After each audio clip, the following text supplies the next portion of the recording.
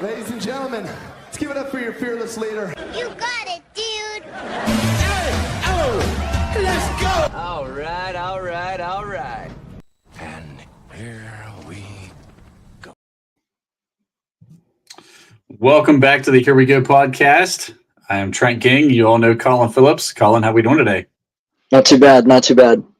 We got our first action of live football, for the love of God, finally. Preseason game number 1. I'm going to start there. What were your overall thoughts?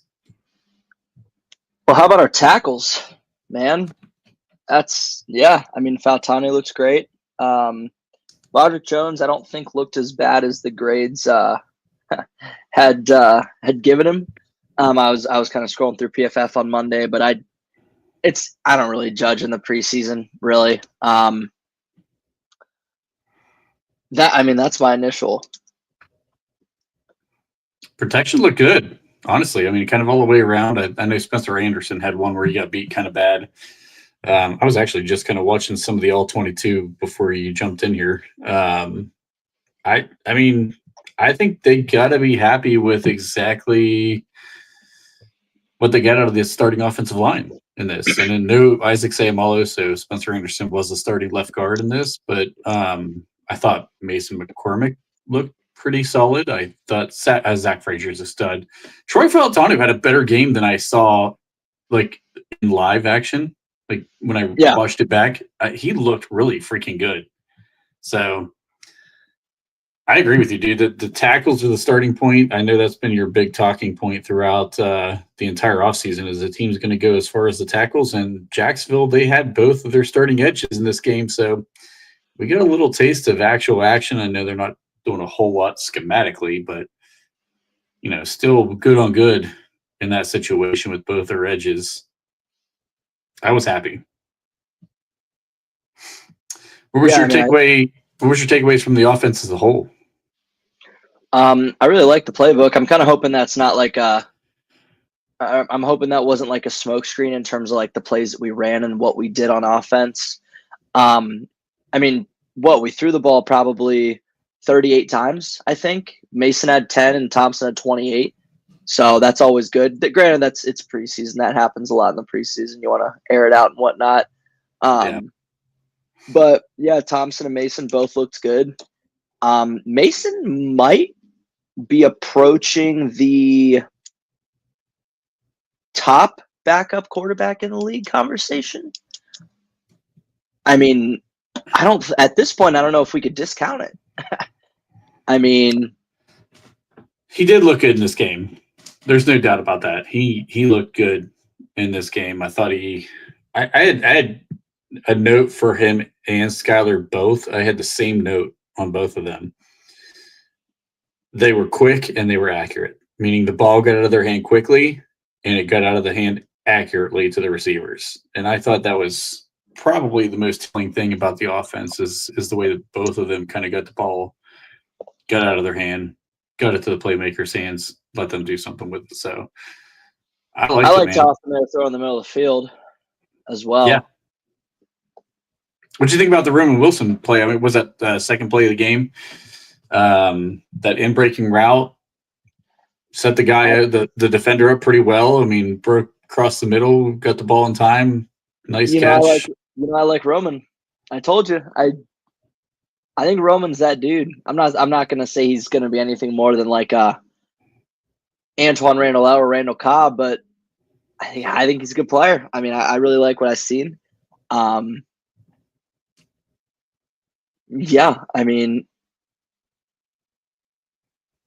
got nothing else. I like what I see. This is gonna be really premature, but did he give you vibes of the starting Z receiver this year after one game? I don't know. He only played only play 9 snaps? Pretty much. Right. So I don't know necessarily that, but from the starting unit, the guys that actually played, he was probably the best receiver on the field. So I thought Rock Taylor looked okay. I did want to mention that. Scotty Miller had a nice game. He did have a good game. Which I think he had a pretty good preseason last year too. Yeah. But yeah, no. So those were the three guys. I mean, Keyshawn Johnson had one nice play. He didn't get graded all that high. I don't know if he's all that good of a route runner from what I saw, but yeah, those were the three receivers that stood out. I mean, again, Roman Wilson only played like 9 snaps, so Yeah. What did you think about the Darnell Washington touchdown grab? it's fantastic. I said this yesterday on the Steelers Sanctuary podcast. I feel like, hurdle included, I feel like that was the most athletic play we've seen out of him because he was vertically going downfield, shielded the defender, got up off the ground to high point the ball, catches it, and still makes sure he gets in the end zone. I thought that was a fantastic play and maybe a sign of things to come for him. Maybe they get him a little bit more involved than what they did last year. I still only want to see maybe 3 to 4 targets a game out of him at most, but At most, yeah. I liked it. It shows you the red zone threat at least. Well, yeah, I mean, we pretty much knew that. I mean, you can't discount his size, right? I mean, he's got to be 6'8", 300 moving like that. Yeah, I mean, I don't know if you saw DB's comment that said like he could say with 100% confidence that Darnell is bigger than Broderick. So either Broderick's only 290 or Darnell's like 310. So he's a monster, dude. He's a huge guy. What about Caleb Johnson? How'd you feel about Caleb Johnson in this game? Because there's a lot of stuff going around on X about him right now. it's hard. I mean, the run blocking was really bad. We got no push, but also 2 things can be true. Did he look a little bit, maybe reluctant is the word? Like, yes. But I don't know. How many carries did he have? I mean, like I think he averaged like 4.5 yards a carry with the starting group. Yeah, he was much, much better with the starting group than the second group. Yeah, I think he had like 7 carries. He's 8 carries, 20 yards, 2.5 yards a carry. 7 was his long, which that long did come with the starting group. Yeah, I think he had like 2 carries with the starting group and averaged 4 a carry. So I was like, all right, that's fine. Whatever. I don't know. I thought the play where he bounced it outside and the stiff arm of Travis Hunter or whatever, like, I mean, there was nowhere to go in the where the play was called. He bounced it. That was something. So I keep seeing, I don't know if you're seeing this too, but I keep seeing this like Najee Harris 2.0 comparison. And I'm like, he's a patient runner. He's not running behind the first string offensive line very much. I just kind of felt like the second string, he got hit in the backfield, at least 2 of those 8 carries. So like the one that he bounced outside, that was something Najee probably would have kind of slammed up the middle and just tried to get some yardage out of it. I like the fact that he actually had the vision to go outside on that one. There was a couple of third down plays that I thought, as patient as he is as a runner, he hit the holes quickly and had urgency. But I do think he was a little too patient at times, especially behind that second string offensive line where they really were not helping him out. Yeah, he was doing a lot of chopping his feet and whatnot. That was kind of annoying. But again, I try not to judge. And that's like what's kind of hard with the preseason is like there's multiple positions I try not to judge in the preseason. I feel like running back's just one of them. It's like I really try my best because it's like you're not playing any starters. Nobody's like, everyone says they're going 100%. They're not going 100%. Like they are not truly, genuinely going 100%. Maybe like the guys who are not a lock to make the 53, but Caleb Johnson's making the 53. That starting group is making all the 53 on both teams. So I try not to judge. I think he was a little choppy in the backfield, but what I noticed off the rip is he can get to full speed a lot quicker than Najee can. Like much quicker. It takes Najee about 4 yards. Caleb Johnson, you can see he's full speed right at the line of scrimmage. It's just a matter of he had nowhere to go, right? Yeah. I mean, he just had nowhere to go. So I took it with a grain of salt, Caleb's performance. I agree. I didn't put too much stock into it, but there was just, I know. So, a couple people I've seen posting about, they kind of get Najee vibes from him. And I'm just like, I mean, let him That's a play more lazy. with the first string. I mean, let's see what he's actually got. It's just a lazy comparison. I think it's lazy comparison. I think it's just lazy. It's like I didn't really watch. I just saw the box score. Yeah. So one of my takeaways in this game was I think all of our fears going into the season, depth at offensive line does not look good. Like, not just because of the Caleb Johnson stuff. I just did not think that the second string offensive line played very well. I thought they struggled a lot against the second string from the Jaguars. Man, if one of these starters get hurt, I mean, Spencer Anderson, he's a good backup. I thought he played fairly well with that first group. I outside of the one pass protection issue, which Mason held the ball forever anyway. But he got beat right off the bat. But still, outside of that, I thought he played well. But man, behind him, it didn't look good in this game. Did you pick anything up from that?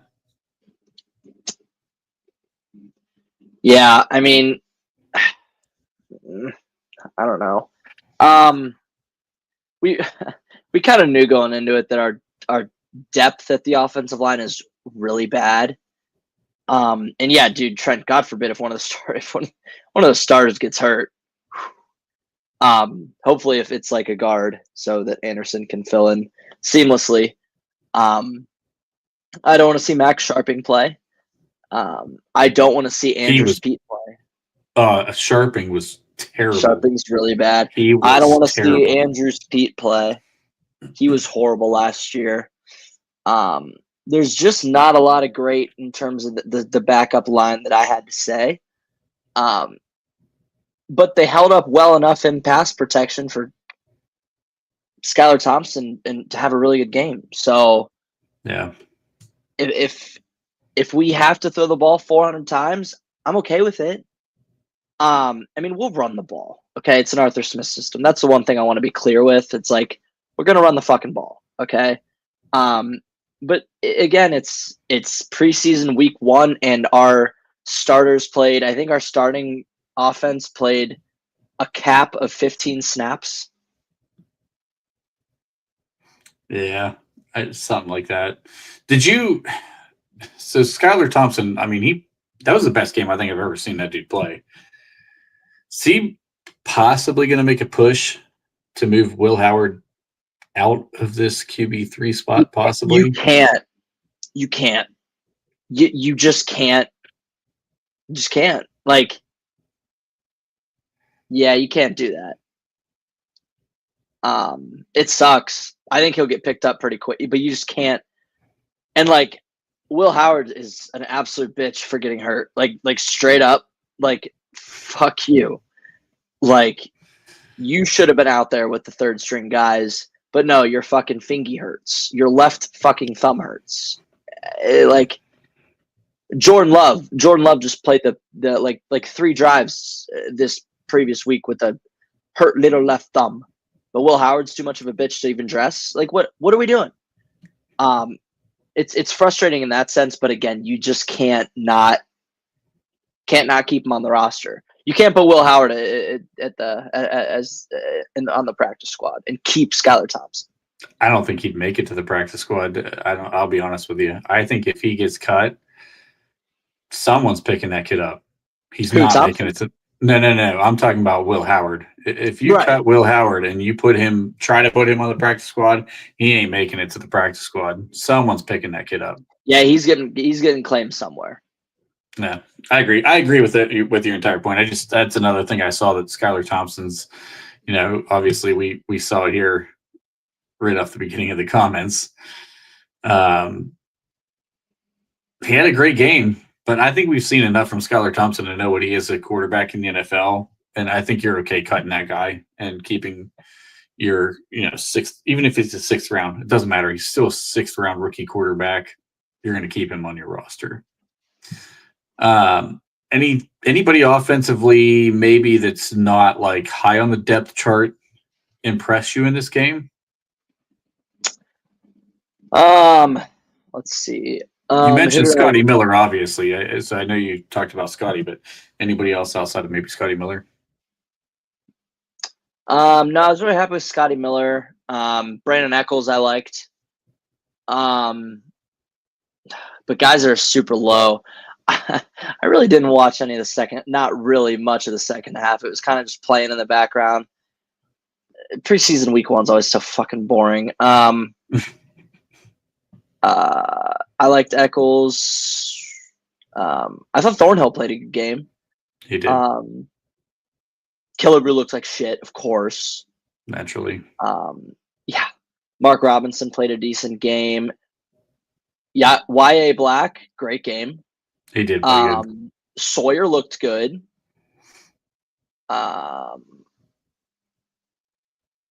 Harmon, I don't think he looked very good. What do you think? He looked like his feet were in quicksand. He was not explosive. That did not look. And listen, I'll be honest with you.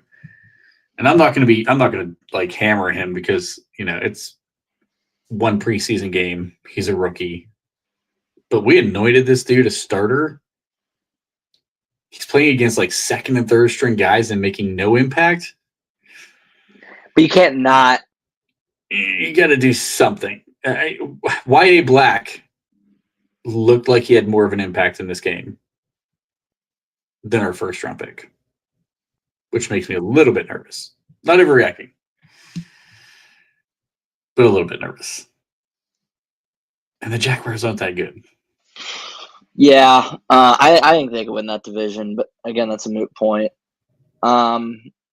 Take a look here. Derek Harmon played 10 snaps in run defense, 49.8 grade. Jesus Christ. Oh my.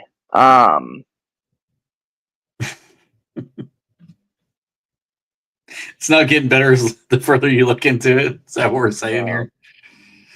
He had a 70.2 grade in pass rush, which I really liked. Out of 22 snaps, that's actually pretty good. Run defense was bad. Defense totality wasn't horrible. He did have 2 pressures and 2 hurries. I mean, yeah, fine with that. He just didn't have any box score stats, which is kind of shitty. Oh yeah, I did want to mention Leal was really putrid. Sebastian Castro, can we end that gimmick, please? dude. I'll be honest with you. DeMarvin Leal looked like he had no business being on the field at all. He was slow on his get off. He was not explosive at all. He did not look like he even remotely cared to be a part of that game. Like DeMarvin Leal looked like he had no business being a part of the football game at all. Well, and again, he's the classic not an case edge. of the player. He's the classic case of the player without a position, right? He just doesn't have a position. What I did want to mention as a team was tackling. It's always tackling, Trent. It's always fucking tackling with these defenses. Why can they never tackle? Why can they never tackle? I just don't get it. Like, oh my God. Like, Jack Sawyer, 43.7. YA Black, 28.7. Isaiah Loudermilk, 27 flat. I mean, James Pierre had a better tackling game than half our defensive front 7. Mark Robinson, 29.8. I mean, how many missed tackles do we have? James Pierre was that. If that dude makes the 53, I'm going to be pissed. He got absolutely just torched by every single person who lined up at wide receiver for Jacksonville. He was awful. Mate, we had 11 missed tackles as a team. That's pretty rough. I don't know, man. It's always tackling with this team. Coverage, I thought actually we had a few. Cameron McCutcheon, Juan Thornhill had a great coverage game. Oh, Beanie Bishop, stud. Brandon Eccles, stud. Listen, Beanie did have two plays. I thought he played well, but he had 2 plays where he should have been cooked for touchdowns, and the balls were severely underthrown. Well, and his run defense is terrible, so not much. I thought he played pretty well. And Corb got all over me when I said that yesterday because he's a big WVU guy, but I love me some Beanie Bishop, but I thought there was 2 plays he should have been cooked for touchdowns. Yeah. Chuck Clark Um, looked okay, I thought. Yeah, I started to notice something today watching the All-22. They did it a little bit, not a lot, but it was kind of interesting because we talked a little bit about how Chuck Clark has played both free safety and box, and they kind of moved him and Thornhill a little bit They to did. not really show who was going to be the true deep safety. Sometimes they were in 2 deep, but like when they weren't in that 2 deep and they were going to go 1 high, they were kind of rotating those 2 guys and like giving different looks to the offense, which I thought that was kind of interesting. They can both do both, which is kind of cool about that third safety is like when they can both do both. Like I thought that was I like that a lot when your second and third safety can kind of do a little bit of everything. Because I mean, again, nickel and dime packages we're probably going to see majority of a combination of Ramsey and Beanie, or Ramsey and possibly Eccles, Ramsey possibly Clark, whatever it might be, Ramsey possibly Elliott or something. So they, with the way this defense is right now, with just kind because Jalen Ramsey kind of throws a wrench into that Tara Lawson system, which Sure. I am not complaining about. Just that extra DB that can kind of just do everything. Kind of have to have 2 guys who can do both. So I was great with that as well, which I had noticed. It was like, I think the first drive Thornhill played a lot of 1 high, and then like all of a sudden I saw 36 playing 1 high. I'm like, oh, okay. Yeah. Certainly. How'd you feel about Cole Holcomb's first action since the injury? Fine. Normal Holcomb shit. Great tackler. Not a great coverage guy. Average run defender. Holcomb shit. Flies around. I thought he ran really well. I'll say that. I thought He always flies around. I didn't bat an eye for that. Holcomb's always going to fly around. I'll be honest. I think I was completely wrong on Brandon Eccles. I think that dude's a lock to make the roster, and I wouldn't be surprised if they find ways to get him on the field. And I am a little worried about Beanie Bishop making the roster because of Brandon Eccles at this point. I know Eccles has been playing on the outside a lot, but he has played a little bit of both inside and outside, and Beanie's not got a ton of special teams value. So, like, I hope they both make the roster, but I think Eccles is a lock. It's hard to overreact after 1 game, but the way the preseason's gone, the hype he's been getting, now seeing what he did in this first preseason game against some starting receivers from the Jags, like, he looked good. He did look good. But I mean, he's a lock. I mean, Beanie's a lock to make it 2, though. I mean, you got the first 3, and then Eccles 4, Beanie 5, insert whomever for 6. So we're gonna keep 6 corners with Ramsey being there. Do we push Trice off the roster? Yeah, it's looking that way. That's what I'm thinking. Yeah, that is. I mean, that's and there's nothing you could do about it. I mean, he's gotten 3 years of fucking chances, Trent. He just can't stay healthy, and frankly, if you're not CB 1, 2, or 3, your best ability has to be availability. So yeah. Anything else from the preseason you want to talk about, other than that 70-yard fucking bomb that dude from Jacksonville nailed? Yeah, Walker, Cam Little. Yeah, he was Jesus. a stud. He might have been the only guy to get drafted, whether in 23 or 24, kicker wise. But yeah, he's a stud. Now I got nothing. I paid a lot of attention to the first quarter / half, but after that, I was pretty much just like, look at the box score, check Twitter clips, and see what PFF had to say. All right, let's get into the big argument that's going all over online right now. Cam Heyward wants a new contract. Signed the contract last year. A lot of people think because he got paid out on that signing bonus that he should just play out the contract that he signed for this year. Where do you stand on this? Well, I think he's being a crybaby. If he really thought last year, and he kind of hurt himself by the interview, right? Like he really did. If you thought last year that you were going to be an all-pro in 2024, you play out your contract and wait for us to give him another 2-3 year deal with a bunch of guaranteed money. Like, if you truly genuinely thought you were going to be an all-pro last year, you just play out the rest of your deal. right? Like, I mean, now he's kind of fucked because it's like, well, you were great last year, but we're not going to give you like, I get he's a top 3 defensive tackle. We're not going to give him that for more than a 1-year deal. He's 36. Same thing I said on Friday to you guys. He's 36. Statistics tell you he is not going to have a good year this year. He is not going to have a good year after that. He is not going to have a good year when he turns 40. Like, statistics will tell you that. Now, you have your Reggie Whites, okay? You have your Calais Campbells, these defensive linemen who play great into their late 30s. Cam Heyward had a great year at the age of 35. But you just can't be giving him all this guaranteed money. And I think he's a fake demon, but he's definitely a fake demon. Accepting last year, which by the way was extremely team friendly. For sure. And you had called me out on that. You're like, well, now you're happy about it. Well, yeah, I'm happy. It's team friendly as hell. Who wouldn't be? Who wouldn't be happy? And now he wants it to be him friendly. And that's my problem.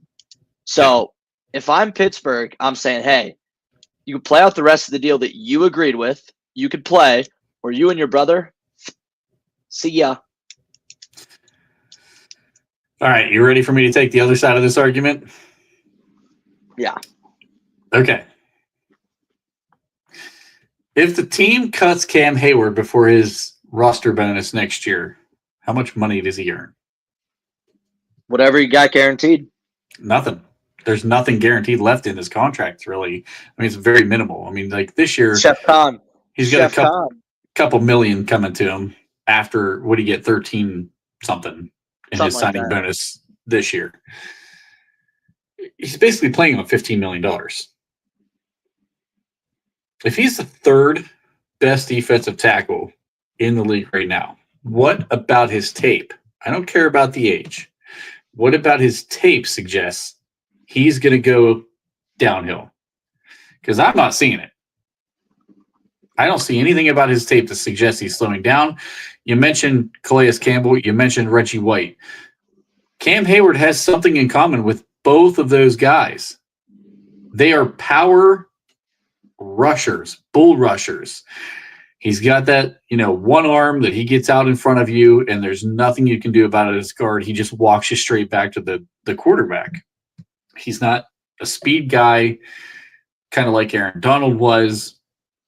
Although Darnold, he was obviously very strong as well. He was the total package. But let's be honest, like, in my opinion, I think you pay Cam Heyward. I would do a 2-year deal. I'm ripping up this contract this year. I put this out on X. I don't know if you saw this. I would add $9 million to what he's already got this year, bringing his total up to about 21. I would give him 21 guaranteed next year. The salary cap next year is supposed to continue to take a large jump. I would pay him. That puts him about right in the range of about 12 to 13 at his position. That's not overly paying a guy who's 36 years old, in my opinion, at least. And it's definitely giving value to a guy who's playing as a top 3 at his position overall. Would you do that deal? No, because 105 years of NFL, the NFL's been around for about 105, 106 years, tells you the 36-year-old's not going to get any better. Now, whether he was an all-pro or not last year, he was the exception to the rule, and that's a fact. 35, exception to the rule. I'm with my guy Richard here, which Richard always has me here. He's not going to sit out. He's not actually going to sit out. He's not. And if he does, oh, damn, the 36-year-old sitting out. Rinky-dink, fuck me. Okay. Let him. Let the guy fucking sit out. He'll get fined. Yeah. Yeah, that's what I'm saying. He's not going to sit out. If you want to give him another $5 million, if you want to give him write him a $5 million check and tell him to shut the fuck up and put his pads on. right? Like, it's like, dude, Cam, like, you just have to understand that you're 36. Or actually, if I'm Pittsburgh, what I would do is I would just give it future guaranteed money, kind of kick the can down the road. I know it's kind of accounts for dead cap and shit like that, but you just kind of kick it down the road, be like, okay, yeah, we'll keep you this year, but then we'll give you a few mil next year and the year after and the year after, blah blah blah. Make it a signing bonus and just wait till he retires and shuts his mouth. But that's I think he's being a fake demon. He's not actually going to sit out. What if he does? So, you comfortable with 2 rookies starting? So I assume Y.A. Black is starting with Derek Harmon if he sits. yeah, I mean, well, luckily we have the Jets week 1, so we don't have to lose to Baltimore without Cam Heyward, which, by the way, he does nothing against Baltimore ever. He's going to get fined. So if he's complaining about how much he's making right now, well, the more you sit out, the less you make, because the more you have to give back to the team in the league. So, and again, it's the last year of his contract. So what? He sits it out. He's done after, right? He's under contract next year too. He's got another signing bonus coming next year. Oh, that's right. It was 3 years. Fuck. Yeah. Yeah, I mean, so let me ask you this: Should Tampa Bay and New England have quit paying Tom Brady when he was turning 38 because quarterbacks drop off? Quarterback, defensive tackle. Quarterback. I'm just saying, statistically, if you want to throw that out as an argument, statistically, quarterbacks fall off anyway. Okay, let's go band for band, Trent. After 35, how many successful quarterbacks versus successful defensive tackles have there been in the NFL's history? After 35, strictly. Well, keep going because he's 36 already, so you might as well bump that number up to 36, 37. We're really talking about 37. Right. After 37, how many good quarterbacks have there been versus how many good defensive tackles? Guarantee it's a higher percentage, like 1,000% guarantee. Not many, though. Still not that many. It Still just happened recently. And again, it's Tom fucking Brady. He's been the greatest at his position ever since he was like 33. Cameron Hayward's like not even close to like top 10 ever defensive tackles. So what are we doing? I mean, yeah, he might actually be fringe top 10. Okay, so is he the 22nd best player at his position, though? I mean, can we not pay him a little bit more? I'm trying to get the guy into the top 12. I'm not asking him to be top 5, top 3. It's hard to get in the age top dictates that you have to drop it a little bit, but like I threw out this example earlier to somebody. Is he $16 million less effective than Chris Jones? In the playoffs, he certainly is. No, he's not. You know how many sacks Chris Jones has in the fucking playoffs in his career? In 22 games, the dude's got 3.5 sacks. Cam's got 1 in 9. So you spread that out over the course of 22 games, they're right on par. But the overall genuine impact, like Chris Jones probably could have like 2 or 3 Super Bowl MVPs. Like he has been that good in the Super Bowl. His stats don't dictate it. Just average. Oh, box score stats don't always do that. No, Is Antonio Brown not as good as Larry Fitzgerald because of box score stats? Well, he actually has better box score stats, so yeah, sure. No chance. Larry Fitzgerald does. He just played longer. Well, yeah, just longevity, but I mean, you talk about year by year. Cam Heyward has the second highest cap hit on this fucking team, Trent. Cash total, he makes 14.75 this year. Yeah. The fuck's his deal? But it's already been paid out. Pretty much all of it was already paid out. Oh, God forbid he has $14.7 million the year of 2025. That's horrible. So, yeah, 12.6 cap hit. Signing base. He accounts for 6.89% of the team's total cap. Is it that big a deal to pay him a little extra? We got $25 million laying around right now. I mean, it's looking like the Packers ain't giving up a receiver. You're not going to go pay anybody unless you swing a trade for Terry McLaurin. So, I mean, what's it hurt? You could roll that cap over into next year, but you're going to get a rookie quarterback anyway. Or if Aaron Rodgers does stay, he's just stayed for $13 million this year. You're not missing much, and it sets a precedence, in my opinion, that you know what, we got you on a team-friendly deal. And I think we talked last year. I said this is a 1-year deal. I know it was structured as a 3-year contract, but I'm pretty sure when we were talking before, I definitely said it in the solo episode. I said this is a 1-year deal. They're going to rip this thing up and redo it. It gave us the opportunity that if we needed to either restructure or he retired, that we could kind of kick the can down the road.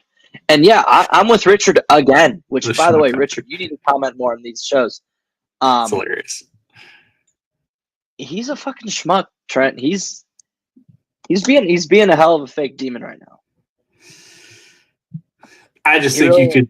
I think he played on a really, really team friendly contract last year, and which he stood. He was 35. He knew what he was going to be. Troy Polamalu at the age of 30, offered and signed a deal to take much less money so that we could sign offensive talent. Cam Heyward, you want to be a fucking captain, Hall of Honor, this, that, and the other? No, you're a fake demon. You're a schmuck with Richard. I'm with Richard. He's a fucking schmuck. He wants more money at 36 than Polamalu did at 30. I can tell you he's the better player of all time and certainly the better Steeler of all time. And that's the guy who decided to take less money to make his team better. I mean, I get it, but Polamalu was on decline. Cam's not on a decline right now. I hate to use a trend. I don't care what history says. I care about what this guy's doing and what his tape shows. His tape shows he's not declining. His get off is the same as what it always was. He's an extremely intelligent player. He reads the offenses extremely well especially for a defensive tackle. Like, it's hard to see everything as a defensive tackle. It's easier as a linebacker or a safety to kind of see what's going on up front. Yeah. But he's calling out plays and which side ball is going to and all that stuff beforehand. I know I'm in the minority in this. I was in the minority of the contract argument last year, and I said everybody he's going to be a fucking all-pro, and the dude was an all-pro. I think you pay him. You don't have to pay him top dollar. Just get him in the top 12. It's not that big a deal. That's just, I don't know. If you Cam Heyward, are you saying cap hit or salary, or what is he ranked in? He's 22nd. So when you go to the contracts on over the cap, he's the 22nd paid player as an interior defensive lineman. You do OTC, okay? Yeah. So if you're going to spot tracks, I don't really. It is kind of shit.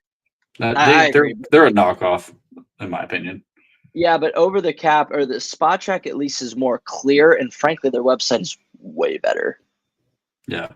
But if you look at, here's a list of some of the names above Cam Heyward right now. Tell me which one of these guys are.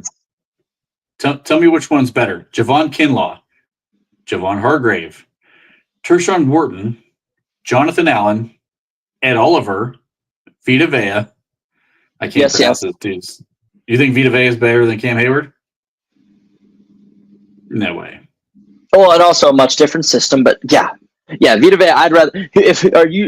I hate the better argument. I'm saying who would I rather have on my franchise right now? I'm taking Chris Jones.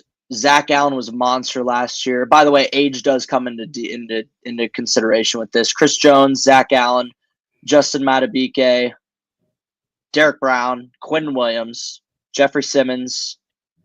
Hot take, not Buckner, not Payne, Dexter Williams certainly. I do like Christian Barmore, but I won't. Vita Vea, yes. Ed Oliver, probably. So I don't know how many guys that was, but however many guys that was, I named probably 9. You didn't name 10. So you're putting somewhere around the top 10. I'd put him in the top 10 in terms of players. I'm arguing to pay him like the top 12. We're ending up in the same place, Colin. It's just the principle of it. It's like we're just going to give in to this 36-year-old schmuck. who's the fakest captain, the fakest leader ever, and he's being a selfish prick. He really is. I get it. And listen, this is not the first time. I know they at one time he was the highest paid defensive, interior lineman, which was deserving at the time. Which was deserving 7 years ago. It's still deserving now. I argue he's a better player now than he was 7 years ago. He's gotten better with age. He's one of the few who's done it. He's not more valuable. Contracts are about value. It is not about who's better. Shower's right on this one. His agent really fucked him. Well, again, Cam said, and Cam is retarded with the way he is in contract in the interviews too. Well, I bet on myself. Well, actually, no. If you actually bet on yourself, you would have just played out the rest of your huge deal and waited to have an all-pro season and gotten a new contract. If he would have just played out his new deal and had an all-pro season, I'm sure Omar Khan would say, fuck yeah, dude. Here is 2 years, $42 million right now. But he didn't actually bet on himself. It was a glorified one-year deal with shit that's kicking can down the road. And like I said, and I'll say it again, contracts are not about who's better than who. It is about who holds more value than who. And that is one thing a lot of fans get wrong. It is not about, is Cam Heyward better than Ed Oliver? Sure. Who's more valuable? Ed Oliver. He's 7 years younger, doing almost the same thing on a way better team. You know what I'm saying? But for this year and next year only, just looking between this year and next year only, you would not give Cam a 2-year deal. I want to completely rip up the whole contract he's under right now. I know he's already paid out on that. That's why I'm saying just put $9 million towards this season. I'd give him like I would give him like a signing bonus worth like $25 million and split it amongst like the next 3 years and tell him to fuck off. Like, yeah. I mean, the team won't do. I know the team won't do that. They don't push Cap down the road very often. Which is good about Omar Khan versus Kevin Colbert. Which is good. Yeah, that's why. Well, I'm just saying that's why I didn't propose anything about that because I know they're not going to do that. I do. Do you think there's a contract that does get done between Cam Heyward and the team? No. Really? I don't think he's gonna sit. I think he's saying that, and then all of a sudden, when he dresses week one, like ready to go with my bros, the whole bullshit gimmick of when he was like, what was it? You're here if you want to be a Steeler. That's the only. It's the only conversation. Well, as far as I know, number 8 wants to be a Steeler. Number 97 doesn't really care. So, yeah. We're gonna see. I think it gets done, to be perfectly honest with you. And it'll probably be another very team-friendly deal. It'll probably be another very team-friendly deal, just for the record. Just want to put that out there. We'll see. You might be right. I don't know. let me talk to you about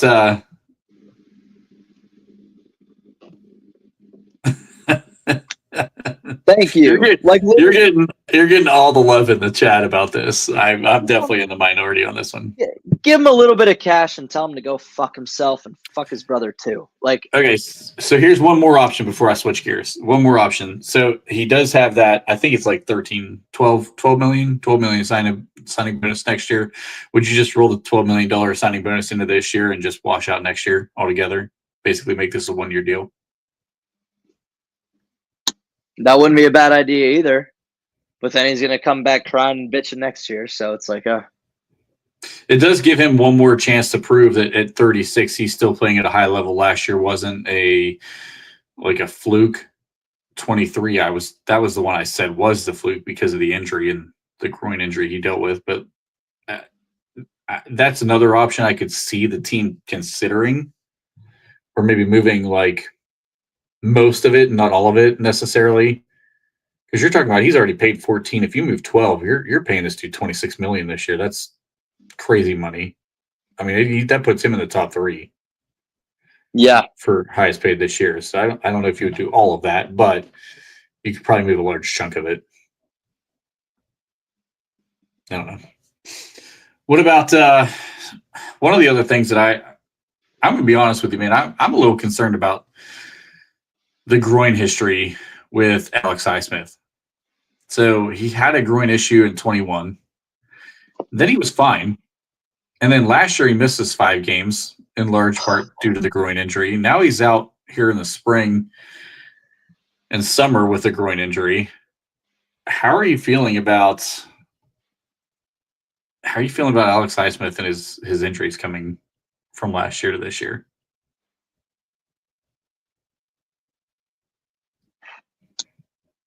Oh, I mean, let me take a look here.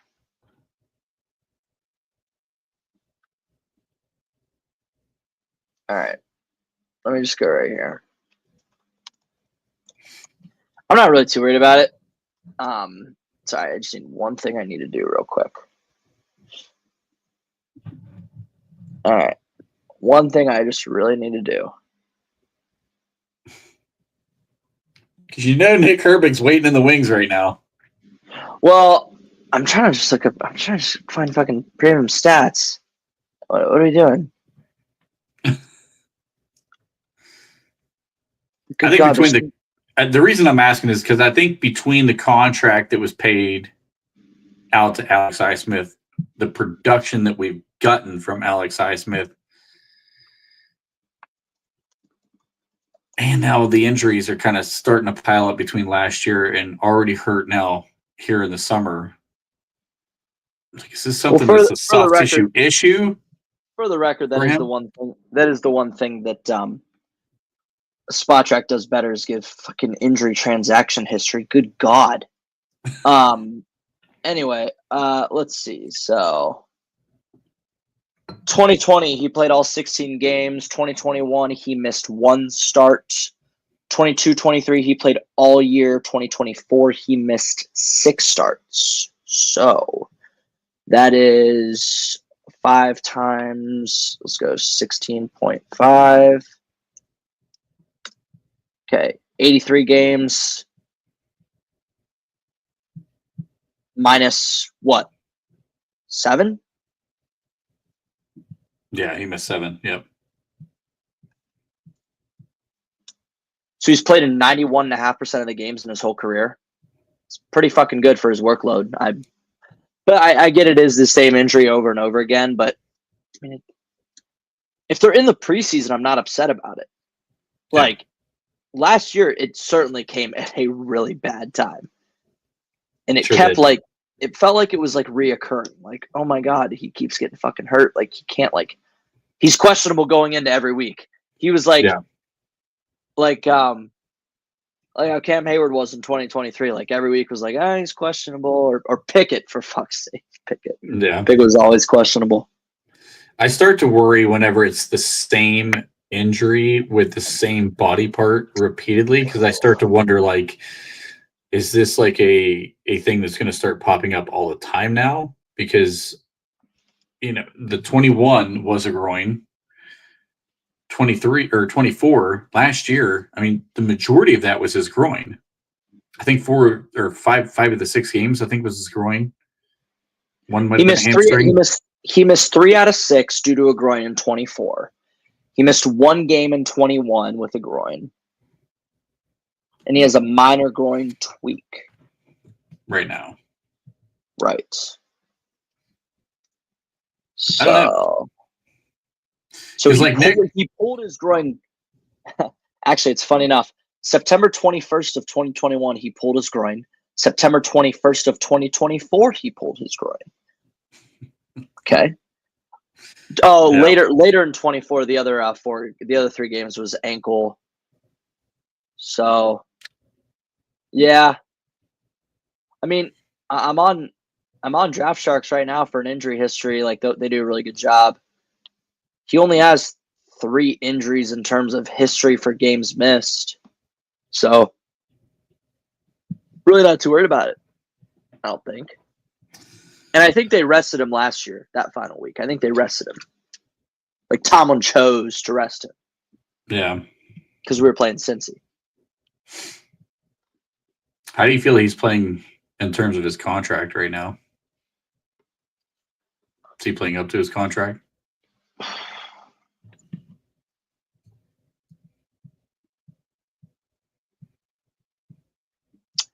Trent, you know how much I love 56, you little bastard. Oh, I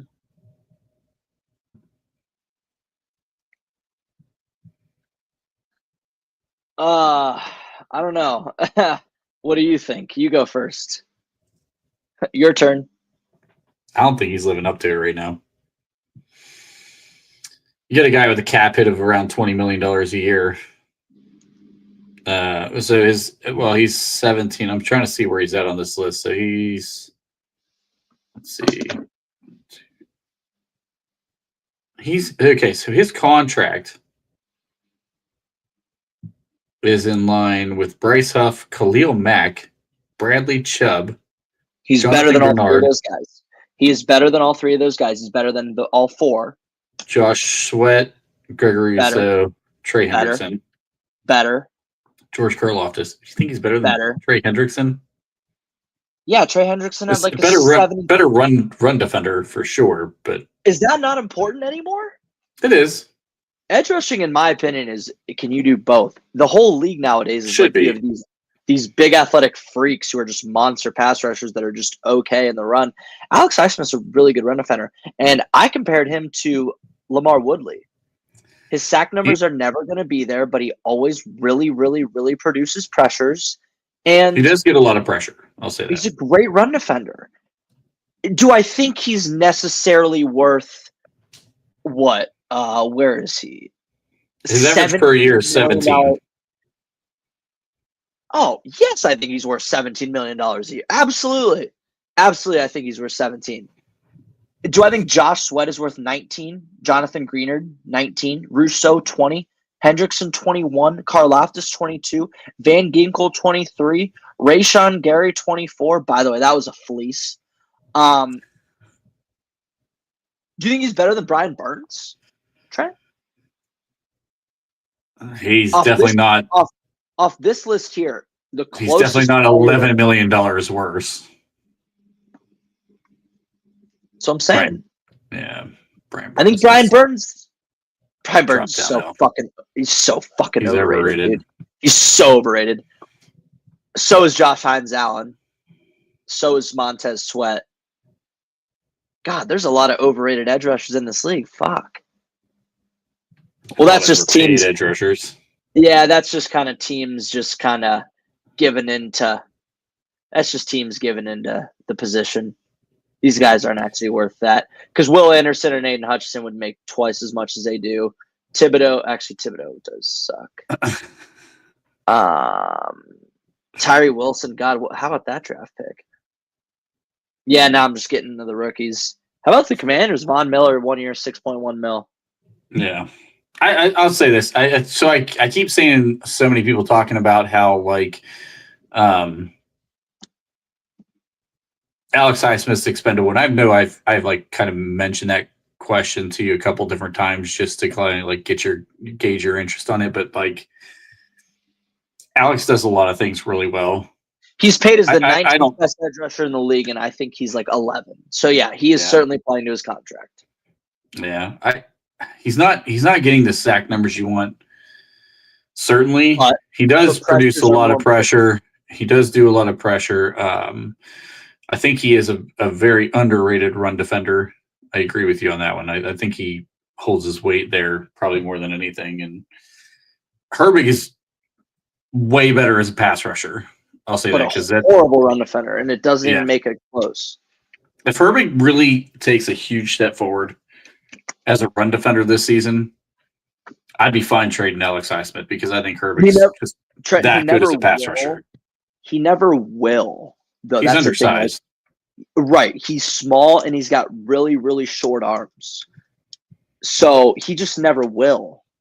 And that's what makes Cam Heyward and TJ so dominant is they're big dudes with long ass limbs. Like that's important. That's why Trayvon Walker went first overall. It's just a massive human with long fucking arms. Long arms. Like that's the difference between dudes getting drafted first and dudes getting drafted 16th. Is like, is this dude that big with long ass arms? Yes, then he's going first. Like, Highsmith's a big dude, and he's got long limbs too. Like, it's important. So I couldn't believe James Pierce only went 25th. Granted, he's skinny as hell, but he runs a 4.5. He runs a 4.5 and has fucking Slenderman limbs. I'd be thrilled to have him on my team. I'm not going to say Herbig is never going to be a good run defender because honestly, never will. Alex came into the league and was not a good run defender. His definitely was not good as a rookie. He was better in his second season, but still not very good. His third season's where he really kind of started to learn to be a run defender. We're just now getting into that for Herbig, and I don't know. The more this becomes a passing league, the more I start to kind of change. His run defense grade has gone up every single year that he's been in his career. His pass rushing grade has gone up every single year since he's been in his career.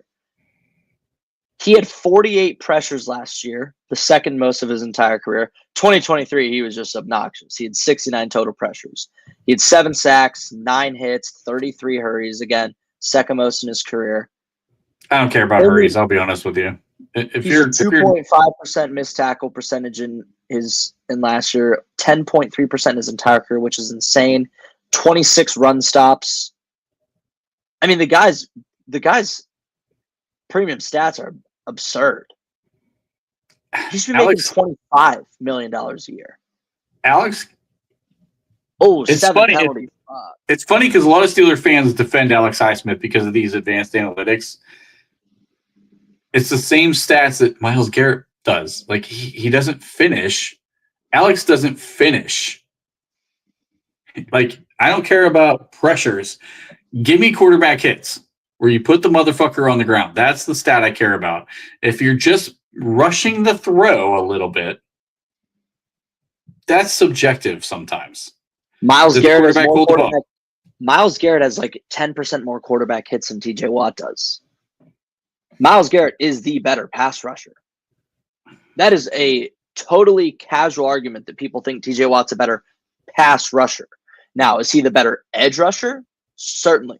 He is certainly better at his position because he's the greatest run defender I think I've ever seen. But yeah, Myles Garrett's a way better pass rusher, and Alex Highsmith is a very underrated pass rusher. Why doesn't Myles Garrett finish more if he's a better pass rusher? He does finish. Didn't he lead the league in sacks last year? No. Trey Hendrickson led the league in sacks last year. Myles Garrett has never, ever, ever, ever in his entire fucking career led the league in sacks. Ever. I think he's only finished twice in the top 2. Well, in his career. He certainly had more TJ. If you are the best, why are you not finishing? That's the thing that drives me crazy. He also has the highest double team and triple team rate in the league, which is a very fair stat to use. That's fair. It's a very fair stat to use. And I think advanced metrics are a very extremely fair metrics to use. But I'm going to say it, and I'm going to die on this hill. Is TJ Watt the best edge rusher in football? Trent, yes or no? I think he's the best edge rusher for sure. 100%. Does that have to mean he's the best pass rusher? No. I just still think he is. Aiden Hutchinson might be better than both pass rushing. Aiden Hutchinson might be better than both, mate. Let's be honest. Micah Parsons might be the best of the group, in my opinion. I've said for years that Micah Parsons is the best defensive football player. Is he the best edge rusher? No, he's probably not even top 3. But he's the best defensive football player I may have ever seen. Like, I saw Troy. I saw J.J. Watt. I've seen TJ. I've seen playoffs Chris Jones, dude. I've seen Patrick Surtain. I've seen Patrick Surtain. Like, I'm telling you, I've seen Minka Fitzpatrick. Like, Micah Parsons might be the best defensive football player I've ever seen.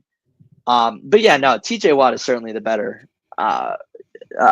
edge rusher. I just think Garrett might be better pass rusher. Colin, I'm about to cook you here, buddy. I'm sorry, but you keep talking about the damn playoff Chris Jones. All right, you ready for this? Because I had this argument earlier, so I already had it fucking teed up. Are you ready for this? 22 playoff games from this dude. 11 passes defended, 1 forced fumble, 3.5 sacks, 43 total tackles. 43 total. It's in 11 or 22 games, 3.5 sacks. What are we talking about? He had 21 quarterback hits. Great. He's had less than 1 a game. Fucking playoff stud, let me tell you. Chris Jones is the most overrated playoff fucking player I've ever goddamn seen in my life. Everybody thinks he's this fucking god. He is god awful in the playoffs. He's not nearly as good as everybody makes him out to be. He had a really impactful Super Bowl last year.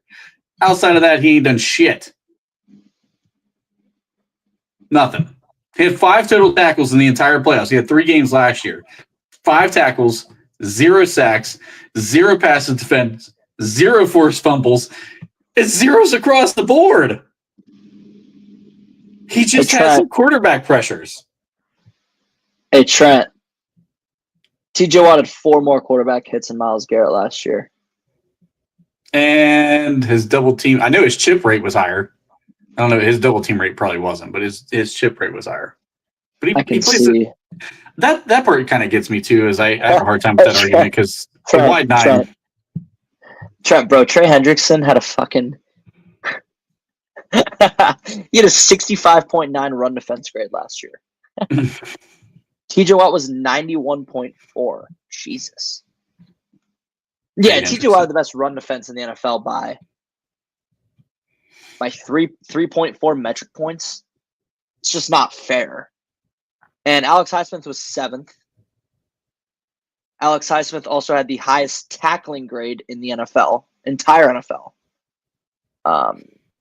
Let's see. I think Alex Highsmith had the 9th best coverage grade. This guy's great. This guy's greatness. Alex Highsmith's greatness, man. 6th best overall edge rusher grade. Yeah, it's over. Discussion over. He's top 5. Oh, Jesus Christ. I'm serious, dude. He is top 5. Like, he dead ass is top 5. I ain't taking him over fucking Max Crosby. I'm not taking him over. Let's see. Let's roll through a list of players. Right, I'm not taking him over Myles Garrett. I'm not taking him over Max Crosby. I'm not taking him over. Let's see. Definitely not Micah Parsons. Definitely not TJ. Who else do you want to throw on the list? Like, I'd take Nick Bosa over Alex Highsmith. I would definitely take Nick Bosa over top of him for sure. I'd take Hutch. I'd take Hutch over him. Hutchinson, yeah, absolutely. That's the end of the list, bro. Is he I like. We talked about this last year. I think Alex Highsmith is the number 1 edge rusher on over half the league. We said this last year. Apparently on 24 other teams. Richard is just you guys are vibing tonight. You guys are on the same Richard, page. My guy.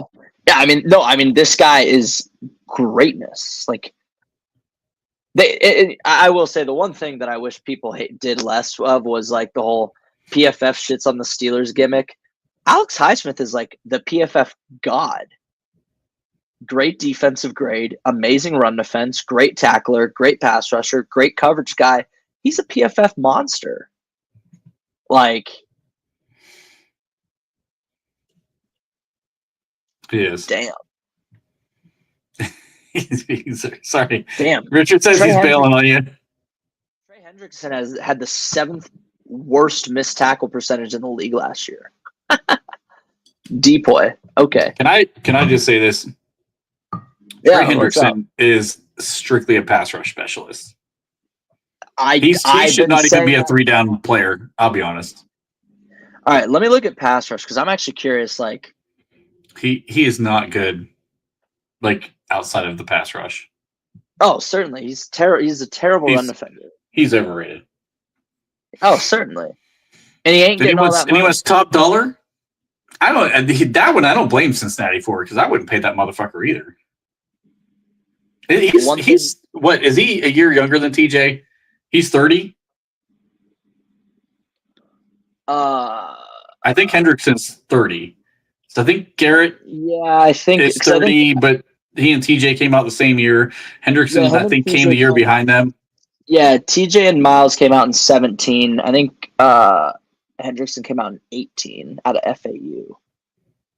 I love PFF for hard stats, but I don't always agree with their evals. Plus, they seem biased towards some players. I will agree. They I do agree with seem that. biased towards some players. They do.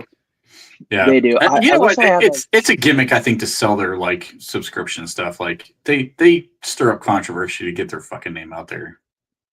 I fucking hate PFF, dude. I'm not gonna lie. I'm such a PFF buyer. I love like when you talk about when we did the draft stuff and you talk about okay, this player lined up in this position and this many times. Like I love that shit, like the raw breakdown of numbers. But like when you start getting to like really subjective things, like I think they're like really hit and miss. Yeah, I agree with that too. The hard stats are good. Hard You look stats at, meaning like, what? I think he's talking about similar thing what I'm talking about. We had I can't remember which receiver we were talking about in the draft process, and you're like, okay, he lined up at the slot this many times, he lined at the Z this many times, the X this many times. Like you had the raw numbers off their site. That stuff's fantastic. When you look at like defensive alignment, how many times is the Steelers defense in cover one? How many times are they in three? Cover three, two high safety, nickel. Like when you look at those type of things, I think those things are fantastic that they do. But it's the subjective things that like kind of throw me for a loop with them.